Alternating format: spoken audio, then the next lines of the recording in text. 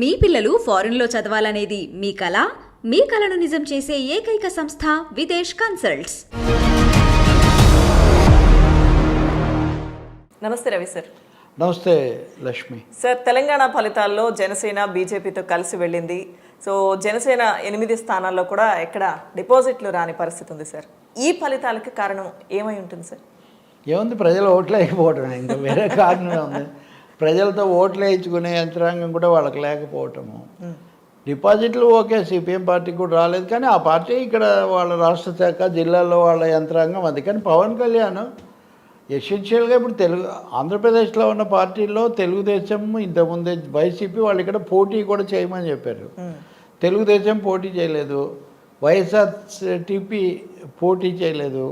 పవన్ కళ్యాణ్ పోటీ చేయాల వద్ద జంజాటంలో ఉండి చివరిలో చేశారు, ఒక 8 సీట్లు ఇచ్చారు. ఎక్కడా డిపాజిట్లు రాలేదు. ఈ డిపాజిట్లే రాకుండా పోవటము అనేది ఒకటి ఎందుకని, పైగా బీజేపీ ఎంచి వాళ్లకు కూకట్పల్లి ఇంకేదో ఇట్లాంటి స్థానాలు, ఖమ్మం జిల్లా స్థానాలు ఇచ్చింది. ఎక్కడైతే తెలుగుదేశానికి కొంత ఓటింగు ఉంటుంది, లేకపోతే ఆంధ్ర ప్రజలు ఎక్కువగా ఉంటారనే ఒక ఇమేజ్ ఉందో అక్కడ ఇచ్చింది. అందులో కూడా ఏమీ వాళ్ళ అనాలోచితమైన ఎంపిక ఏం కాదు, కోదాడ ఇట్లా దగ్గరగా ఉండేవి.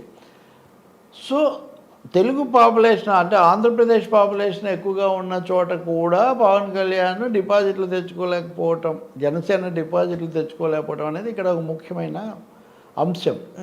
ఇది నిజానికి తెలంగాణకే కాకుండా ఆంధ్రప్రదేశ్ మీద కూడా ప్రభావం చూపే అంశం. నేను చాలాసార్లు చెప్పాను కదా, ఆ ఎన్నికల మీద ఈ ఎఫెక్ట్, ఇక్కడ ఆ ఎఫెక్ట్ కాదు, ఈ ఎఫెక్ట్ వెళ్ళి అక్కడ పడుతుందని. సో పవన్ కళ్యాణ్ లేదా జనసేన ఒక ఎన్నికల పోటీకి ముందు, అక్కడ 2024లో జరిగే ఎన్నికలకు ముందు తమ బలహీనత తామే బయట పెట్టుకున్నారు. అది ప్రజల్లో అంటే ఒక హీరోకు, నటుడికి ఉండే గ్లామర్కు, ఓటింగ్కు చాలా తేడా ఉంటుంది అనేది 2018 ఎన్నికలప్పుడే, 19 ఎన్నికలప్పుడే రుజువైంది. ఎవరో ఎందుకు పవన్ కళ్యాణ్ పోటీ చేసిన 2 చోట్ల ఓడిపోయారు. ఓడిపోవడం తప్పు కాదు, చాలామంది చాలాసార్లు ఓడిపోతారు, కానీ ఆ తర్వాత ముందు కూడా ఆయన దాన్ని లోతుగా అన్వయించుకొని విశ్లేషించుకునే పని ఎప్పుడు చేయలేదు. చేయకపోగా ఎప్పటికప్పుడు నాకు బ్రహ్మాండమైన సపోర్ట్ ఉంటుంది అని ఒక ఇమేజ్, ఆ ఇంప్రెషన్ క్యారీ చేయడానికి ఆయన ఇస్తున్న ప్రాధాన్యత నిజంగా ఎందుకు రావడం లేదు అనే లోతుగా పరిశీలించుకోవడానికి ఆయన చేయట్లేదు. ఇప్పటికీ కొనసాగిస్తూ వచ్చారు. ఈ క్రమంలో ఈ ఫలితాలు వచ్చాయి. ఈ ఫలితాలు చాలా స్పష్టంగా చెప్పేసాయి. దాదాపు ఆయన వాతావరణం చాలా ఎక్కువగా ఉంటుందని ఆశించిన చోట్ల ఏదో బీజేపీ చెప్పినందుకు పోటీ చేయలేదు కానీ లేకపోతేనా అని అంటున్నది కాస్త ఇప్పుడు చెప్పి పోటీ చేస్తే కూడా చెప్పుకోవడానికి ఏం లేదు అనే ఒక పరిస్థితి వచ్చింది. సో దీని నుంచి ఆయన తన పరిమితులు, తమ పార్టీకి ఉండే లిమిటేషన్స్ తెలుసుకోవటం, అర్థం చేసుకోవటం చాలా అవసరం.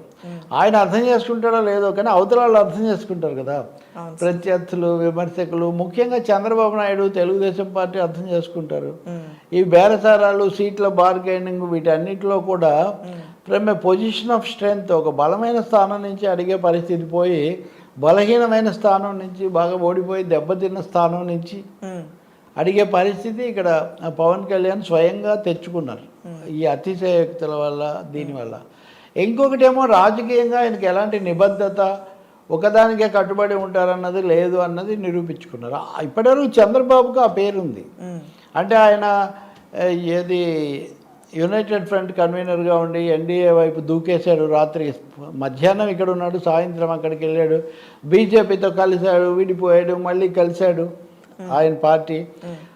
ఇప్పుడు పవన్ కళ్యాణ్ కూడా దాదాపు అదే అయ్యే పరిస్థితి. ఏంటి, ఆయన మొదట రాగానే ముందు మోదీ దగ్గరికి వెళ్ళి కలిశాడు, మళ్ళీ అంతలో వాళ్ళు చెప్పారని తెలుగుదేశంతో కలిశారు, మళ్ళీ 2019లో కమ్యూనిస్టులతో కలిశారు. ఆ ఎన్నికల్లో ఓడిపోగానే ఏడాది లోపలే వెళ్ళి బీజేపీని పొగడ్డం మొదలుపెట్టారు. బీజేపీతో కలిసిన వాళ్ళు బీజేపీతో ఉండకుండా మళ్ళీ తెలుగుదేశంతో పొత్తు అన్నారు. పొత్తు అన్న తర్వాత వాళ్ళు రోడ్ మ్యాప్ ఇవ్వట్లేదు అని చెప్పి తెలుగుదేశం రోడ్ మ్యాప్ తీసుకొని పొత్తు పెట్టుకుంటా అన్నారు. పెట్టుకుంటామని ఇక్కడ పొత్తు ఓట్లు చీలకుండా చుట్టూ అని చెప్పిన వ్యక్తి ఢిల్లీ వెళ్ళి ఎన్డీఏలో ప్రత్యక్షమయ్యారు. ఎన్డీఏలో ప్రత్యక్షమైన వ్యక్తి అక్కడ ఆగకుండా మళ్ళీ రాజమండ్రిలో మళ్ళీ పొత్తు ప్రకటించారు. అక్కడ పొత్తు ప్రకటించిన ఆయన మళ్ళీ తెలంగాణకు వచ్చి తెలుగుదేశం విధానం ప్రకారం కానీ లేకపోతే ఆ పొత్తు ధర్మం, సోకాల్డ్ పొత్తు ధర్మం లేకుండా ఇక్కడ మటుకు మళ్ళీ బీజేపీతో పొత్తు పెట్టుకున్నారు. పెట్టుకొని ఇక్కడ దెబ్బతిన్నారు. సో ఇదంతా కూడా చూస్తే పరిస్థితి ఎంత అది అంటే రకరకాల విన్యాసాలు, పిల్లి మొగ్గలు, ఇంకా కొంచెం ఖచ్చితంగా చెప్పాలంటే ఒక విధమైన అవకాశవాదం, నిబద్ధత లేకపోవడం దీంట్లో స్పష్టంగా కనిపిస్తుంది.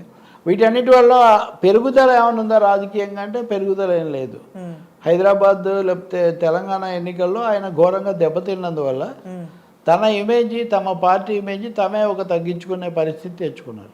సార్ ఈ నేపథ్యంలోనే ఆయన కొన్ని వ్యాఖ్యలు, సార్ మనం తెలుగుదేశం వెనక నడవడం లేదు, తెలుగుదేశం పక్కన నడుస్తున్నామని చెప్పి క్యాడర్కి చెప్పే ప్రయత్నం చేయడం. అంతకుముందు కూడా మనం మాట్లాడుకున్నాం కదా సార్, మీరు చెప్పారు స్పష్టంగా విస్తృత స్థాయి సమావేశంలో ఆయన మాట్లాడిన మాటలు ఉంటే ఉండొచ్చు లేకపోతే వెళ్ళిపోవచ్చు అన్నట్టు. ఇవేమన్నా కొంచెం దిద్దుబాటు చర్యలు అనుకోవచ్చా సార్ ఆ విధంగా మాట్లాడడం? అది కాదు, హైదరాబాద్ ఈ తెలంగాణ ఎన్నికల్లో ఘోరంగా దెబ్బతింటం అనేది అది అందరికీ కనిపించింది. అంటే మరొకసారి ఆ బబుల్ బర్స్ట్ అయింది. అయిన తర్వాత అయినా ఆయన ఫ్యాక్ట్స్ తెలుసుకోకుండా లేకపోతే అంగీకరించకుండా, అంటే అప్పటికి ఇంకా ఫలితాలు రాలేదు కానీ ఎగ్జిట్ పోల్స్ వచ్చాయి. అప్పుడు ఆయన సభలో మాట్లాడుతూ 150 మంది ఎమ్మెల్యేలు ఉన్న వైసీపీ పోటీ చేయడానికి భయపడింది, తెలుగుదేశం పార్టీ కూడా పోటీ చేయలేదు, కానీ మనం మటుకు పోటీ చేసాం, పోటీ చేయడం ఒక ఘనత అయినట్టుగా ఆయన మాట్లాడారు. ఒకటి ఆయన ఒంటరిగా పోటీ చేయలేదు, వేరే పార్టీతో కలిసి పోటీ చేశాడు, పెద్ద పార్టీతో. కాబట్టి పోటీ చేయడం పెద్ద ఘనత ఏముంది? చాలామంది ఎవరైనా పోటీ చేస్తారు, పోటీ చేయడం కాదు కదా. పోటీ చేయడంలో మీరు 2 సూత్రాలు ఉల్లంఘించారు. ఒకటి, మీరు తెలుగుదేశంతో ఉన్నారా బీజేపీతో ఉన్నారా అన్న సందేహానికి అవకాశం ఇచ్చారు. కానీ కన్వీనియంట్గా మీ ముగ్గురులో ఎవరు ఆ ప్రశ్నలు లేవనెత్తట్లేదు. జాతీయ పార్టీ అని వాళ్ళు అంటారు, అయినా వాళ్ళ లెక్క ప్రకారం ఇక్కడ పోటీ చేయలేదనుకోండి, మీరు పోటీ చేసిన తర్వాత మమ్మల్ని ఎందుకు బలపరచలేదని మీరు అడగలేదు. ఇప్పుడు పోటీ వాళ్ళు ఓటు వేయమని నిర్ణయించుకోండి, పోటీ వద్దని అనుకోండి, మీరు పోటీ చేయటం లేదు కదా, నన్ను బలపరచండి అని మీరు అడగాలి కదా న్యాయంగా. తెలుగు రాష్ట్రాలే 2, ఎందుకు అడగలేదు? అడగకపోగా తెలుగుదేశం కాంగ్రెస్ను బలపరుస్తున్నట్టుగా వార్తలు వస్తున్నాయి. నేను కదా వాళ్ళ మిత్రపక్షం, నేను కదా రాజమండ్రి జైలుకి వెళ్ళి చంద్రబాబును పలకరించి వాళ్ళకు కష్టకాలంలో ఉన్నాను, నన్ను కదా బలపరచాలి, మీరు ఎందుకు అడగలేదు? లేదు, వాళ్ళు కూడా ఎందుకు అడగలేదు? మూడోది, బీజేపీ కూడా మీరు అక్కడ తెలుగుదేశంతో ఉన్నారు మమ్మల్ని వదిలేసి, మరి ఇక్కడ మటుకు మాతో ఎలా వస్తారని వాళ్ళు ఎందుకు అడగలేదు? అసలు ఈ మూడింట్లో ఏమన్నా సేమ్ పార్టీలు ఇన్ని రకాలవి చేస్తుంటే, ఫీడ్స్ చేస్తుంటే వాటికి అకౌంటబిలిటీ ఏముంది? పొలిటికల్ అకౌంటబిలిటీ నేను అనేది ఏం లేదు. ప్రజలకు కూడా అది ఎలా నచ్చుతుంది?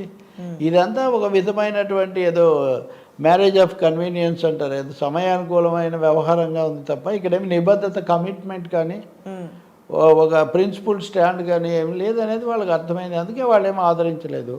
మూడోది, ఏమి ఆఫర్ చేశారు విధానాల రూపంలో కానీ లేకపోతే భవిష్యత్ ఆలోచనల రూపంలో, అది కూడా మీరేం చేయలేదు. సో విశ్వసనీయత అన్నది గణనీయంగా దెబ్బతిన్న ఒక పరిస్థితిని మీరు సృష్టించుకున్నారు, బయట పెట్టుకున్నారు. అందుకే ఇక్కడ మీరేమీ ఫలితం సాధించలేకపోయారు. ఇవన్నీ మీరు చేసి ఇప్పుడు కార్యకర్తలకు ఈ ప్రశ్నలు ఉత్పన్నమవుతున్నాయి సహజంగా. ఇక్కడ దెబ్బతిన్నారు కాబట్టి అక్కడ ఏమవుతుందో ఇట్లాంటి ప్రశ్నలు వచ్చినప్పుడు లేదు మనం అది కూడా తెలుగుదేశాన్ని ఏదైనా అంటే నేను ఒప్పుకోనని మొన్న అన్నారు, గట్టిగా మాట్లాడాం కదా మనం. వాళ్ళు అంటారు లేదు, వాళ్ళు కదా చూసుకుంటారు, మీరేమో అక్కడ చెప్తారు, ఇక్కడ మిమ్మల్ని బలపరచాల వాస్తవంగా. సో ఈ విధంగా అనేక అంశాల్లో పూర్తిగా పొంతం లేని వ్యవహారంగా ఇది తయారైంది. ఇది ఏ పార్టీకైనా ఇదేం పెంచదు యాక్చువల్గా. సో ఇప్పుడు మళ్ళీ ప్రశ్న వస్తుంది, ఇవి 2 పార్టీలకు వాటి ప్రశ్నలు వస్తాయి, బీజేపీకి కూడా వస్తుంది. బీజేపీ తెలంగాణలో కొంచెం ఎక్కువ ఓటింగు, ఎక్కువ సీట్లు గతం కంటే తెచ్చుకుంది. తెచ్చుకున్న అది వీళ్ళకేమీ ఉపయోగపడలేదు. బట్ ఇప్పుడు అక్కడికి వెళ్ళిన తర్వాత ఏమవుతుంది? ఇప్పుడు బీజేపీ మళ్ళీ జాయిన్ అవుతుందా? వీళ్ళని రాణిస్తుందా? రాణిస్తే తెలుగుదేశాన్ని రాణిస్తుందా? తెలుగుదేశం ఇప్పుడు మీరు చెప్పిన వివరణలు మాకు కాంగ్రెస్ విజయంతో సంబంధం లేదని వాళ్ళు క్లెయిమ్ చేస్తున్నప్పుడు ఎలా చూడాలి? వీటన్నిటిలో ఎక్కడ తలా తోక, ఒక ఏమన్నా ఒక స్పష్టత, ఒక నిబద్ధత లేని రాజకీయాలకి ఇవన్నీ కనిపిస్తాయి. ఇవి తెలుగుదేశం అంటే ఎప్పటి నుంచో ఉన్న పార్టీ అది ఇది అనుకుంటే, మీదేమో కొత్తగా పెరుగుతున్న పార్టీ, ఇంతవరకు ఇంకా పెద్దగా ముందుకు పోవడానికి కూడా సమస్యలు అవుతున్న పార్టీ. కాబట్టి తెలంగాణ ఎన్నికల్లో పవన్ కళ్యాణ్ తీసుకున్న నిర్ణయాలు ఇవన్నీ కూడా తప్పకుండా ఆ పార్టీకి ఒక నెగిటివ్ ఎఫెక్ట్ చూపించే అవకాశం చాలా ఎక్కువగా ఏర్పడిందని చెప్పక తప్పదు. Thank you sir.